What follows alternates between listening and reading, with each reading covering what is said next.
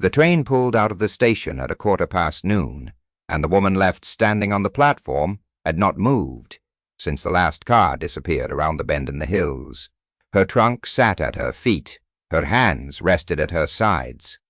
The August wind off the Nebraska plain pressed against her skirt and pulled a few dark strands loose from the braid at the back of her neck. She did not reach up to fix them. Her name was Ilse.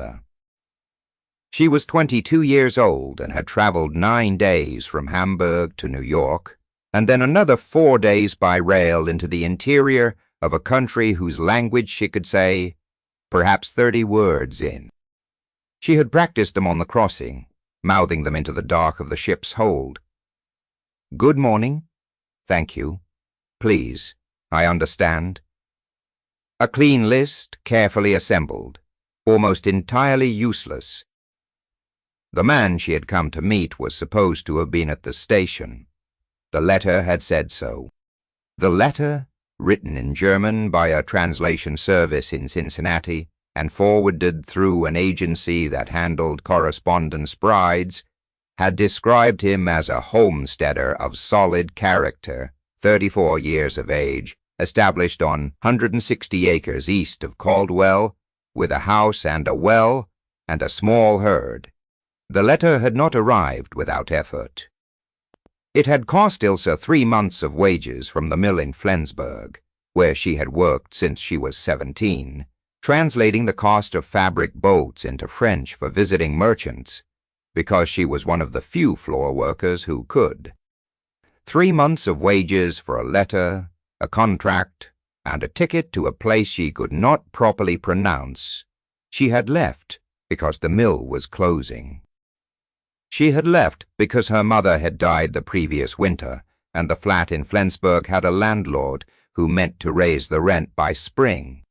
She had left because the agency letter had come at the exact moment that every other option had grown smaller than the sum of her courage, and she had decided that courage was the one resource she had not yet used up entirely.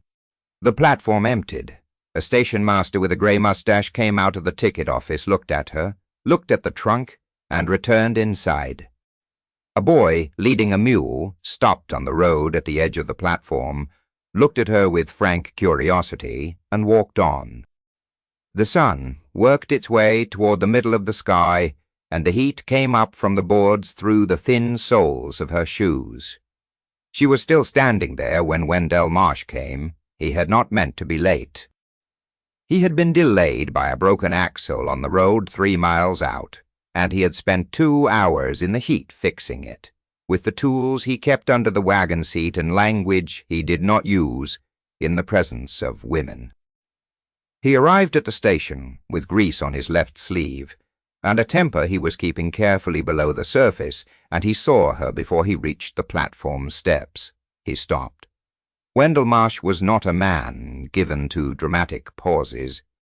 He was, by temperament and by 9 years of homesteading in the plains of southern Kansas, a practical man. He rose at 5. He worked until the light failed. He ate simply and slept hard, and got up and did it again. He had sent for a wife the way a farmer orders seed, with calculation, with an inventory of need, with the understanding that the thing arriving would require tending before it yielded anything. It was simply what the situation had produced in him after his first wife, Carla, had died of fever, when their boy was 3 years old, and the years since had accumulated into a silence that had grown in the house like a second tenant. He had not expected to stop on the steps. She was small, but not slight, with shoulders that held themselves straight in a way that was not quite pride and not quite stubbornness, but something between them, something harder to name and more durable than either. She was looking at the far hills with the focused attention of a woman who has chosen a fixed point to hold on to. She did not look distressed. She looked patient in the way that has been arrived at through the elimination. Wendell climbed the steps. He removed his hat. He said his name. She turned and looked at him with gray eyes that were very still. and then she said her name in return, Ilse. She said it clearly, as if she had rehearsed the meeting, as if she understood that names at least were portable across any language. Then she said something in German. He understood none of it. Not a word. The agency had told him she spoke some English. It had not specified how much. Standing in front of her on the platform, with the July heat rising off the boards and the gap between them wider than the Atlantic, Wendell Marsh made the first honest accounting of what he had actually arranged. He pointed to the trunk. He said the word wagon in English, and pointed at the road. She looked at him for a moment, reading something in the gesture or in the set of his face, and then she bent and took one handle of the trunk. They carried it to the wagon together, set it in the bed, and he helped her up to the seat with a hand that was careful and impersonal, and they drove out of Caldwell toward the homestead in a silence so complete it had its own texture like wool. He tried twice on the drive. He pointed at a hawk, turning above the road, and said, "Hawk." She repeated it carefully, "Hawk," looking at the bird. He pointed at himself and said, "Farmer," and she nodded once, which told him nothing about whether she had understood. He pointed at her and waited. She considered him a moment, then said something quiet, and even in German, looking straight ahead, and whatever it wasn't the translation of farmer. He let it alone. The homestead appeared at the end of a long rise, sitting against the flat sky, like something settled there by patience rather than construction. The house was not large. It was built of sod on the lower half and board on the upper, with a pitched roof that needed attending on the east side and a porch that ran the length of the front. A garden plot beside the house was planted and coming up well. A pen held 3 good horses. The barn beyond them was the best-built structure on the property, which was true of most homesteaders who understood what could not be replaced. She sat on the wagon seat and looked at it without expression for a long moment. Then she climbed down, not waiting for his hand, and carried her traveling bag to the porch, where she turned and waited for him to show her inside. The house had 2 rooms and a loft. The main room held the stove, a table with 3 chairs, a shelf with a few books, and a window facing east that caught the morning light. The second room was his, a bed, a chest, a hook on the wall, for his coat. The loft was accessed by a ladder and had been used for storage.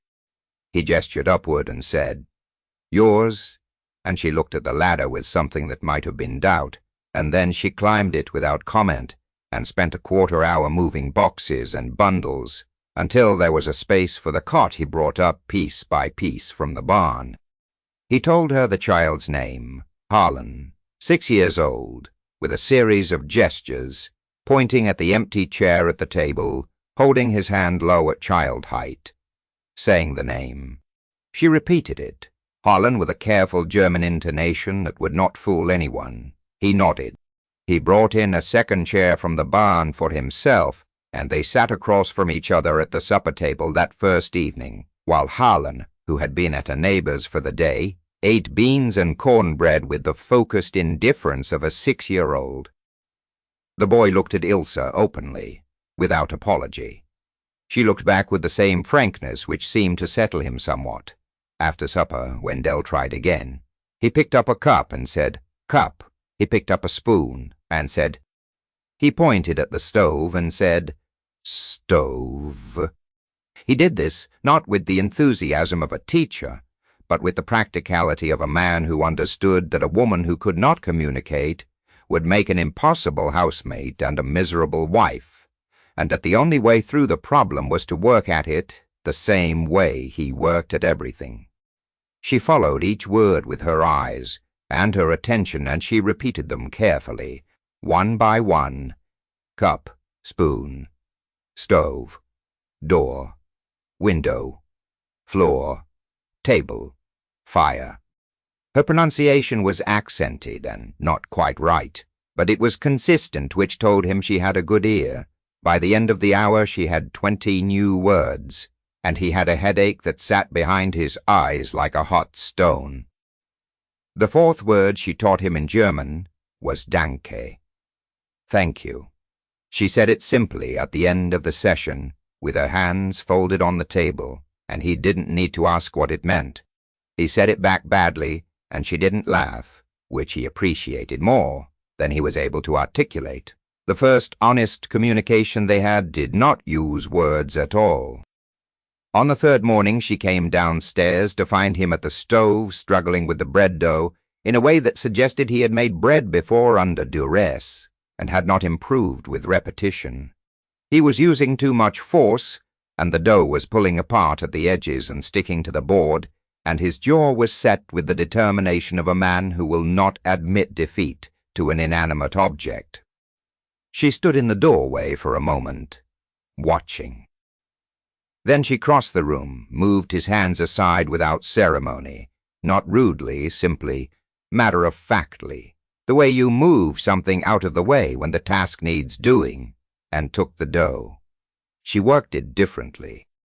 Her hands moved with a confidence that had nothing to do with showing off and everything to do with having done this 10,000 times in a kitchen smaller than this one, in a house in northern Germany where bread was not optional.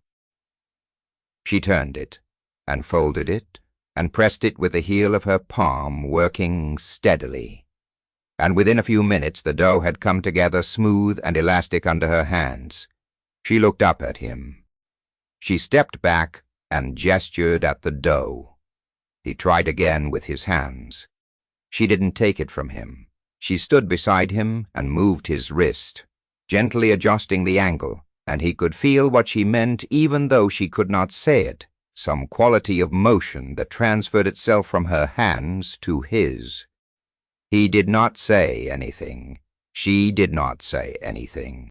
But when the bread was in the pan and on the shelf above the stove to rise, she poured 2 cups of coffee from the pot he had made earlier and set one beside him, and they stood at the window looking out at the morning, and something in the silence between them was different from the silence on the wagon road. It was not empty, it had something in it. That was the beginning of the wordless language. It grew the way a garden grows, slowly and mostly underground at first, and then suddenly with more structure than you had realized. It was built of gestures and glances, and the accumulated small information of living near another person, day after day. It was built of the way she touched the east windowsill every morning when the light came in, which meant something he couldn't name but could recognize. It was built of the way he set a thing down on the table with a particular deliberateness when he wanted her to look at it. Of the way she could say what she thought of his plan for the south field by the way she stood next to him when he explained it, with gestures, still and neutral when she agreed, with a small weight shift when she didn't. He learned to read her silences the way he read weather. A particular quality of stillness meant she was working through something she didn't yet have words for. A different quality meant she had reached a decision. He was not always right, but he was right more often than he was wrong, which was better than he could say for most things. Harlan was a faster student than either of them. The boy had the natural advantage of being 6 years old, which meant his brain was still organized primarily for acquisition, and he attached to language the way he attached to everything, with the total uncritical absorption of a child who has not yet learned what is supposed to be difficult. He was speaking fragments with Ilse by the end of the first week, pointing at things with the imperious certainty of a small professor and demanding their names in both languages. She gave them seriously, without condescension, in German, and he gave them back in English, and they went on this way with the focused mutual utility of two people who need something from each other and are uncomplicated about the transaction. Within a month, Harlan was the interpreter of the household, running between them with words and meanings the way a small relay runner carries a baton, delighted with the importance of his role. The garden told him things she couldn't say. She had come in the first week and looked at his garden with the same careful assessment she gave. Everything, patient, thorough, without hurry. She pointed at several things. A row of lettuce, bolting in the heat, a section of tomatoes that needed staking, the watering schedule he had been managing by feel. She gestured a question at him, something in the movement of her hands that asked permission or offered capability. He wasn't entirely sure which. He waved a hand at the garden in a gesture he intended to mean, "Yes, it's yours. Do what you think." She took it entirely at his word. Within a week, the garden had been reorganized with a competence that was quiet and complete. The bolting lettuce had been cut and replanted in a shadier section near the barn wall. The tomatoes were staked with strips of cloth tied in neat knots he recognized as the kind her hands seemed to know by heart. A row of something he didn't recognize was appearing along the north fence. She brought him a pinch of the seedling to smell, and said a word in German he couldn't catch, but the smell was something like caraway.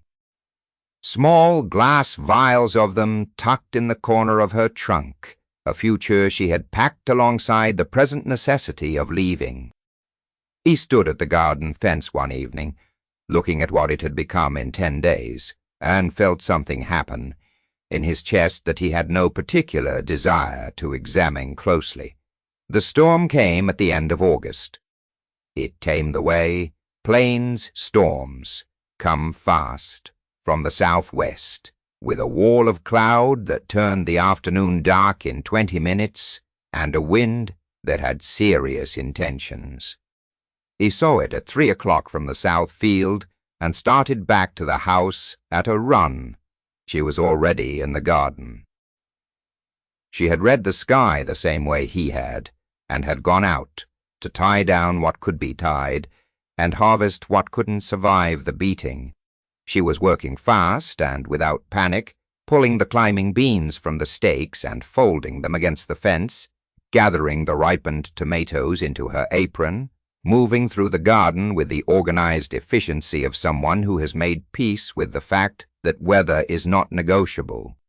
He came through the gate and went to the south end without discussion, and they worked toward each other from opposite ends, overlapping, clearing the most vulnerable things, reading each other's movements without needing to compare plans. When the first drops came heavy and cold, they ran for the porch and arrived together and stood at the rail watching the storm come down. The sound of rain on the roof filled in around them. The lightning walked across the flat hills to the east. The horses in the pen were restless, and she went to the barn door and looked at them, and he said they're all right, and she seemed to understand that and came back to the porch. They stood there until the worst of it passed. At some point in the standing, her shoulder had come to rest against his arm. Neither of them had moved to make this happen. It had happened the way these things happen when two people have stopped being strangers, in all the ways that matter and have not yet found words for what they have become. Instead, he did not move away. The rain ran off the roof, and the thunder went east, and the evening came in, clean and wet and smelling of the plains. He was aware of her breathing. He was aware of the warmth of her shoulder against his arm. He was aware that he had not stood this close to a woman since Carla, and that the awareness of the distance was its own information. There was a quality to Ilse's hands that he noticed over weeks of living alongside them. They were not still. They were never still in the way that idle hands are still. They moved with purpose, with the accumulated habit of a woman who had worked with her hands since childhood, and for whom idleness was genuinely strange. In the evenings after supper, when Harlan was in his bed, and the house had settled into its night quiet, she sat by the lamp and mended or sewed or worked on the embroidery she had brought from Germany, a length of cloth with a pattern in red and black thread that grew slowly, nights at a time, into something that had the look of a horizon or a field of rye, something open and northern and from somewhere else. He watched her work sometimes from his chair across the table. He had a habit of reading in the evenings. He had a small shelf of books, a Bible, 2 almanacs, a copy of a natural history of the prairie he had found at the Caldwell store, and he read with the lamp pulled toward him. She would look up and meet his eyes and say something in German with a tone that suggested mild comedy, and he would say what in English, with a tone that suggested he knew perfectly well she was teasing him. He was beginning to understand her German in the same way he understood the plains, not word by word, but in the aggregate, the shape and direction of it, the weather sense of meaning, even when the individual vocabulary was missing. She was working on something at the end of September that was not embroidery. He saw her measuring the fabric against the kitchen window, against the table, against the length of his arm when she caught him in the main room one morning, and held the cloth up beside him with a look of assessment. He stood still while she measured, which felt like an oddly intimate thing, and she marked the fabric with a small piece of chalk and went back to the table without explaining herself. The curtain appeared on the east window 2 weeks later. It was a deep blue with a narrow border of red stitching at the hem, and it gathered the morning light in a way that changed the quality of the room. He stood in the kitchen and looked at it for a long time. She was at the stove and said nothing. He said, "It looks good," and she said something in German that he didn't catch, but that sounded quiet and pleased. He thought about her bringing the fabric from Germany, about the specific fact that she had packed cloth among her necessary things, the cloth itself, a kind of hope, a forward intention, a belief that there would be somewhere she arrived, where the making of something beautiful would be possible. He thought about this late that night, lying in the dark of his room listening to the plains wind at the walls, and the thought had a weight to it he wasn't sure he had words for in any language. The argument came in October, as arguments do, from something small and sideways.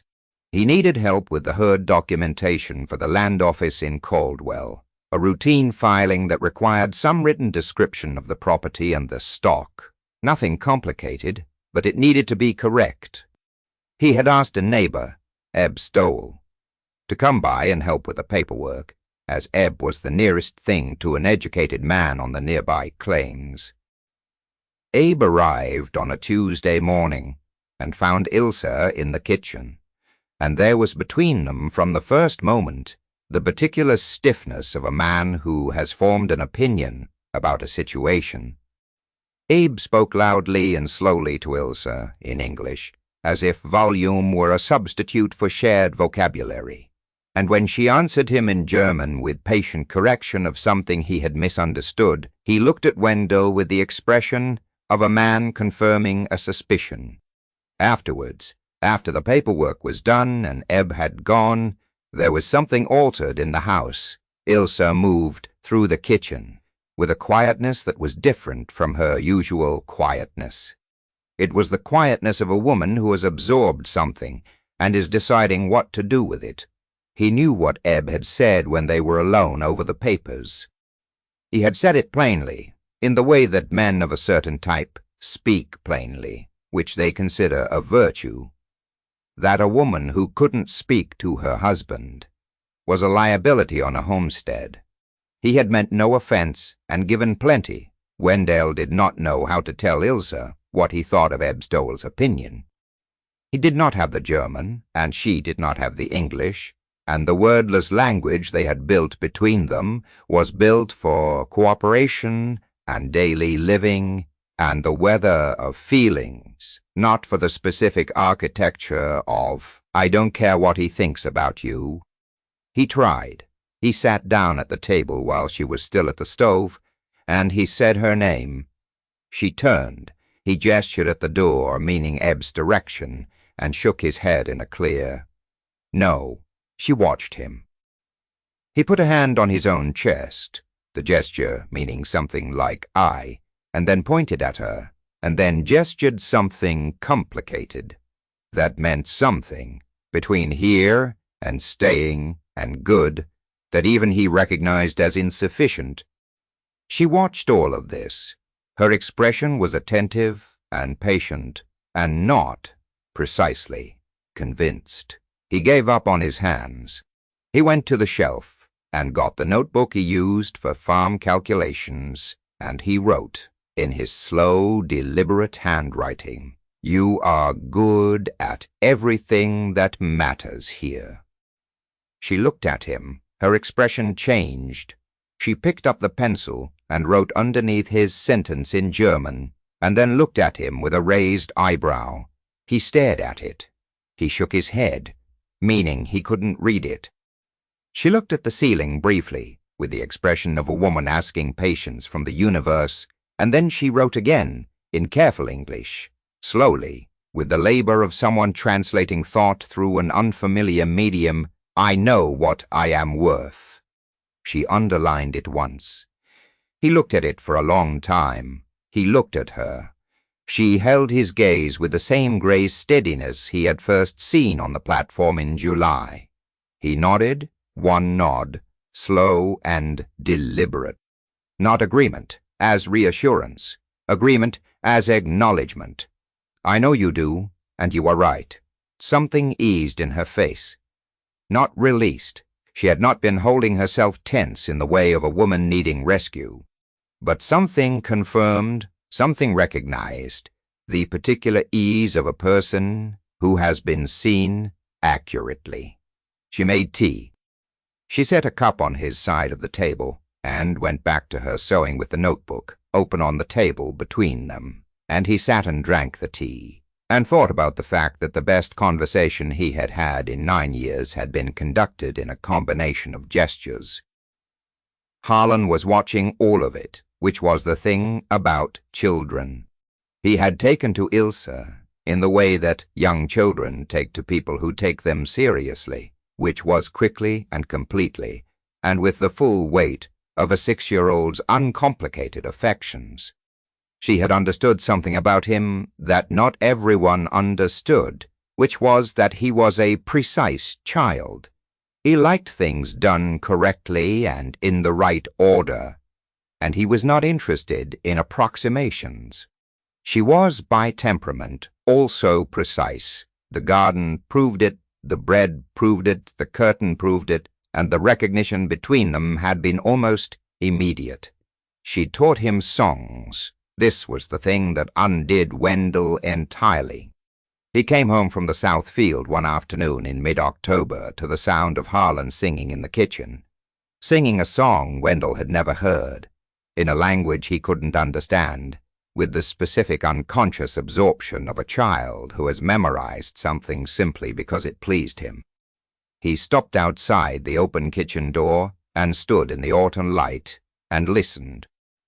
Dilse was at the stove, and Harlan was at the table, and the song went on between them in the comfortable way of two people who have sung it many times together, with Harlan doing the melody in his high, clear child's voice. Wendell stood at the door and could not go in.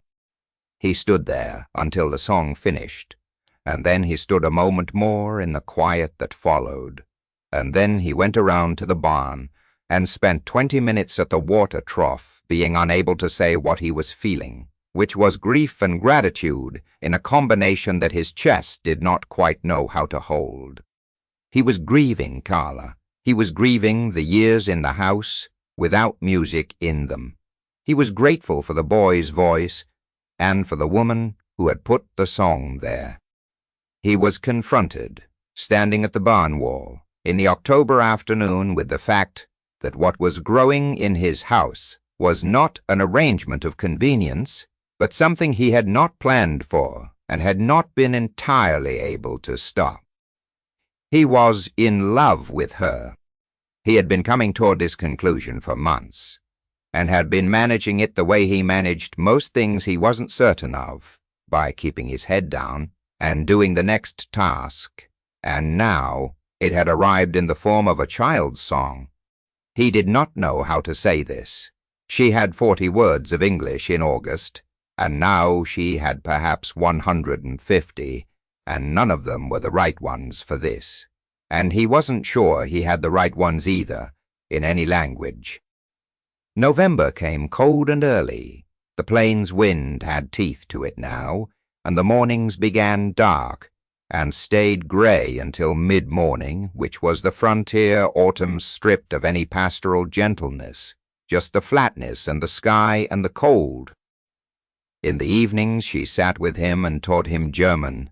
He wasn't sure when this had started, being a regular thing. It had evolved out of the cooking lessons.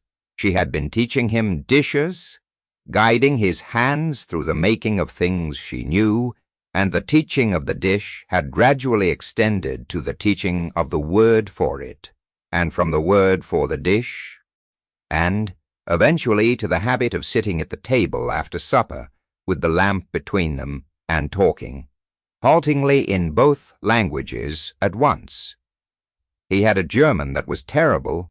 She had an English that was considerably less terrible, and still improving. Between them they had a private language that was neither and both, with German words standing in when she couldn't find the English ones, and English words filling the gaps in his German, and a shared vocabulary of gestures that served as scaffolding when both languages failed. He liked the evenings.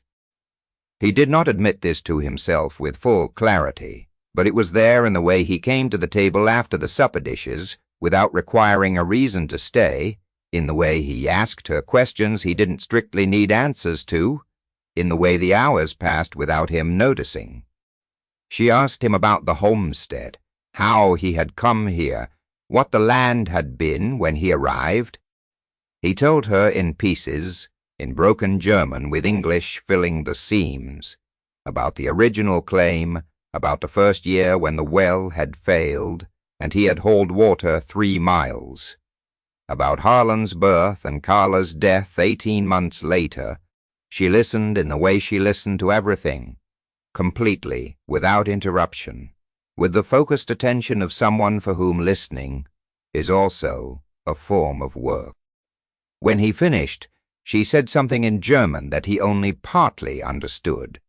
He held up a hand and she repeated it, and then she translated it in pieces, reaching for words until he had it. That she thought it was impressive to build something alone, that she knew what it cost, that she had done something like it, though in different materials. He thought about her mill wages in Flensburg. He thought about the glass vials of seeds at the bottom of a trunk. He thought about 30 English words practiced in the dark of a ship's hold, and the particular quality of courage that looks like ordinary preparation. He looked at her across the lamp. She was looking at the embroidery in her hands, her face in the lamplight, with that attentive stillness that was her natural expression, and he thought that he wanted to say something, and did not have the language for it in any combination of the 2 languages they were building. He said her name. She looked up. He held her gaze for a moment, and he did not look away, which was itself a kind of sentence. And she did not look away either, which was a response to it. And between them, across the lamp, something was communicated that neither of them could have said exactly. The first real snow came in late November, and it came in earnest, the kind of plains blizzard that shows up without apology and intends to stay. He was in the barn when it started, and she was in the house with Harlan, and by the time he had secured the horses and made it back to the porch, the wind had the quality of something that meant business. He came inside stamping snow off his boots, and she was at the stove, and the house smelled of the heavy German bread she had been perfecting over weeks, a dark, dense thing with caraway seeds and a crust that required force. And the heat of the stove, and the smell of the bread, and the sound of the wind outside and the lamplight in the windows met him at the door, like an argument he was losing. They spent the snow day inside. These were not days he was accustomed to enjoying. In the years before Ilse, a snow day meant a man alone with a child, and a house and time to fill, which he had managed by working at things that could be worked at indoors, harness repairs, the knife he was carving, the logs he kept splitting against the barn wall. Now the indoor day had a different texture. Harlan was at the table with the blocks. He kept in a box under his bed, constructing something elaborate and explaining its architecture to Ilse in the mix of German and English that was his native language. Now a language that was genuinely his, not the result of learning. She listened and contributed German words when he used the English ones incorrectly, and English words when the German ones were more precise.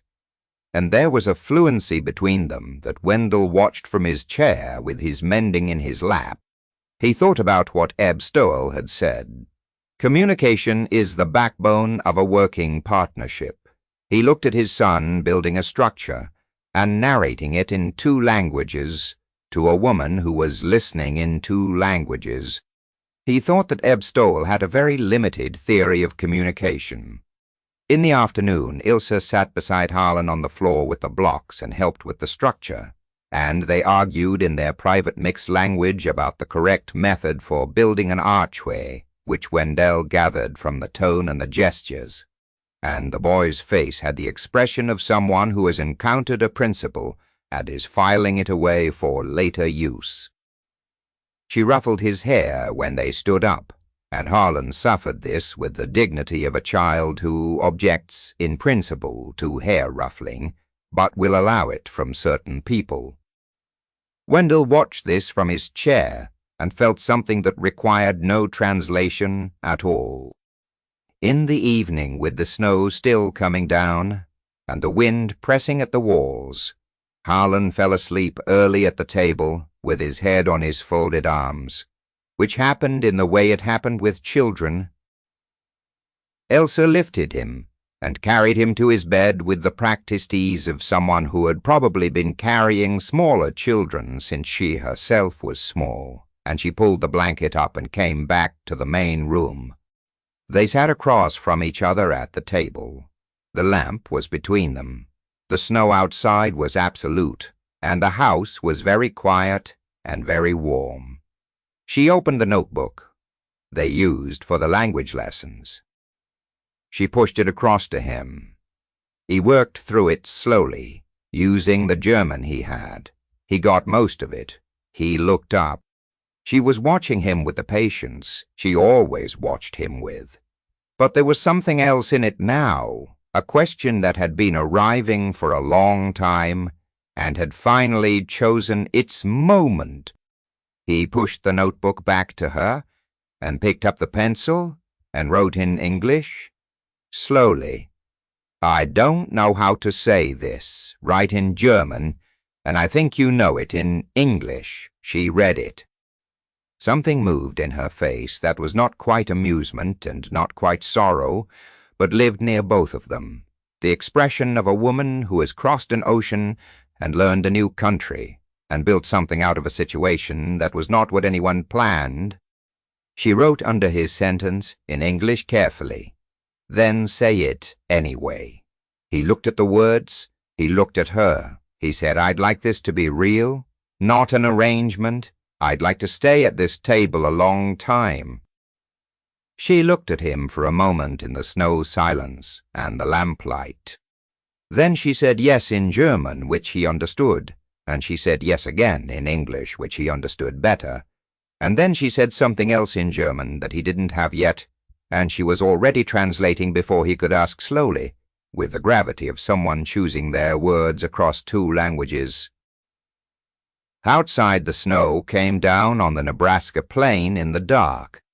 Inside, the lamp burned, and the house held its warmth, and Harlan slept with his perfect child's stillness, and the 2 of them sat at the table with the notebook between them, and the whole long winter. The winter was long, as Nebraska winters were. It passed in the way that winters pass, when there is work to fill them, and purpose to organize the days. She continued to learn English with the same methodical seriousness she brought to everything, and she brought to it an additional motivation that Wendell recognized without naming. The motivation of someone who has decided where they are and is learning the language accordingly, not as a survival measure, but as an act of belonging. She had a teacher by spring that was better than the lamplight vocabulary sessions, the women of the settlement. There was a pattern to winter on the frontier. The isolation drew people together for the things that required gathering, the quilting circles and the church meetings, and the visits that were as much about human contact as about any stated purpose. Ilse came to these with Wendell at first, and then on her own, with the composed patience of a woman who understands she is being assessed and is entirely comfortable being assessed because she knows what the assessment will find. Within 2 months she had 2 friends, Rosalie Harding from the claim 2 miles north, whose grandmother had come from Bavaria and who could speak enough German to bridge the gaps, and Mabel Joost, who could not speak a word of German but communicated through volume and gesture and expression. She came home from these visits with new English words and a particular energy. The energy of a woman who has found her people in a new place, which is one of the last steps in a long migration. He watched her become fluent the way he had watched the garden grow in slow accumulation, and then suddenly, with a completeness that seemed to arrive, all at once, by April, she was speaking to him in whole sentences, simple ones at first, direct and practical. The language of the homestead, the south fence needs 1 more post before the thaw. The horses want moving to the east pen. Harlan has been sneezing. Then longer ones, with subordinate clauses and qualifications, and the particular rhythms that distinguish a language being learned from the outside. Then in June, she said something at the supper table that made him stop chewing for a moment because it was exactly the right word in exactly the right place, and it was a word he was not sure he himself would have reached for, and he looked at her across the table and she looked back with a face that said she knew precisely what had just happened. There was also the German he was learning. This was not as fast and not as good, but it was real. By spring, he could follow a conversation if it was slow and simple. By summer, he had enough to embarrass himself productively, which was the stage before fluency in any direction. She corrected him without making it a ceremony, the same way she had adjusted his hands in the bread dough. Matter-of-factly, without dwelling on the error, simply redirecting to the correct form. He had the impression that she was not teaching him the way a teacher teaches a student, but the way a person teaches another person the thing that matters to them, which was a different kind of teaching, entirely, and produced different results. One evening in July, almost exactly a year since the platform in Caldwell, she said something to him in German, quick and ordinary, without thinking about it, and he answered in English, without thinking about it, and then they both registered what had happened, that the space between them was no longer 2 languages requiring a bridge, but something that held both of them without effort. He said so in English. She said yes in German. And then she smiled, which she did rarely and completely, and which always remade the room. The 2nd August of Ilse on the homestead was different from the first. The difference was not dramatic. It was the kind of difference that accumulates across a year of daily living, that shows itself in small, specific things, in the way the house held 2 people's habits now, 2 ways of organizing the kitchen and 2 approaches to the morning, blended into something that was neither his original arrangement nor what he imagined she would have made alone. The curtain on the east window, the garden with its caraway border, the bread that had made the house smell like something he would not have known to miss until it was there. in the way Harlan spoke now, in his easy bilingualism, pulling words from both languages without hesitation, with the effortless code switching of a child for whom 2 languages are simply the correct number of languages. In the way she walked through the house, not as someone moving carefully in borrowed space, but as someone at home with the particular unself-conscious quality of a person who has stopped performing in habitation. He had filed the papers in April. This had required a trip to Caldwell and 2 witnesses, and a minister who had the good sense to be brief, and Harlan had worn his good shirt and sat very straight in the pew with the focused solemnity of someone. Ilse had worn the blue dress she had brought from Germany and a length of white lace at the collar that she had worked herself, and she had said her vows in English, clearly and deliberately, looking at him throughout, and he had said his in return, and meant every word in a way that words had not often meant things for him. On the ride home, Harlan had fallen asleep against Ilse's side on the wagon seat. She had her arm around him, and her hand was resting on the wagon seat, and somewhere on the road Wendell's hand had covered hers, not as a gesture, but as a fact, the natural movement of something that had been true for some time. They sat like that on the wagon road in the spring afternoon, the 3 of them, with the plains going out around them in every direction, and the homestead a mile ahead. She said something quiet in German without looking at him. He understood enough to understand what she meant, and he squeezed her hand gently in return, which was a language neither of them had needed to learn. Later that summer she taught Harlan the songs from Germany, and he taught her the songs from this country, the ones that were growing up here, with the homesteads and the rail lines, and the people arriving from everywhere at once to make something out of the middle of the continent. They sat on the porch in the evenings, and the songs went back and forth across the summer dusk, in German and English, and the private mixed language that was the boy's birthright, and the plains wind came across the grass, and the stars came up over the flat horizon. He listened to this sometimes from the barn, as he had listened to the October song, and he did not need to do anything about the feeling it gave him. He could simply stand in the barn door in the summer dark and listen, and the feeling was not grief and gratitude in impossible combination anymore, but only gratitude, a clean and continuous thing, as large as the Nebraska sky and quiet as the grass. She was at the kitchen window on the morning of their first anniversary, the window with the blue curtain looking out at the garden. It was an ordinary August morning, already warm, with the light coming in at the angle she liked, and the kitchen smelling of the coffee she had made an hour ago, and the bread rising on the shelf above the stove. He came in from the morning chores and stopped in the doorway.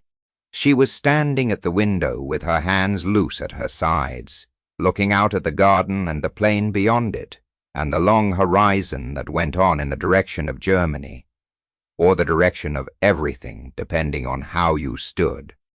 He said her name. She turned. He had a small thing in his hand, a glass vial, empty, one of the seed vials from her trunk that had been used in the first spring planting, and that he had found when they reorganized the barn in June. He had carried it in his coat pocket since then, which was not something he had explained to himself, or needed to. He held it out. She looked at it. She looked at him. He said in German, carefully, with the accent that she had been correcting for a year, and that was now only barely terrible, that he thought she should use it for something new, that they had time. She took the vial from him. She turned it in her fingers, this small glass thing that had held the seeds she had brought across an ocean. She looked at it for a long moment with something in her face that was private and deep and not for the room. Then she set it on the windowsill in the morning light, where it caught the sun, and held it. and she looked at him with the gray eyes that had been steady since the platform in Caldwell a year ago, since before she knew what was waiting. She said in English, which he had now, "I think I have everything I need to plant." And this was the kind of thing the two of them could say to each other now easily, across the table or across a room, in either language, because they had built the language together over 4 seasons and a snowbound winter. 4. Outside, the August wind moved through the caraway along the fence, and the horses were quiet in the east pen, and somewhere on the south field a meadowlark was going through its whole repertoire, without concern for whether anyone was listening. Inside the kitchen was warm, and the lamp was cool, and the glass vial was on the windowsill in the sun. If you found something in this story, if you felt the patience of it, the building of something real between two people, across the impossible distance of different languages and different worlds, please give it a like. It helps others find these stories. And if you want more from the frontier, from the people who came from everywhere and made something together out of the wide American plains, subscribe and stay close. Every story here is one worth hearing.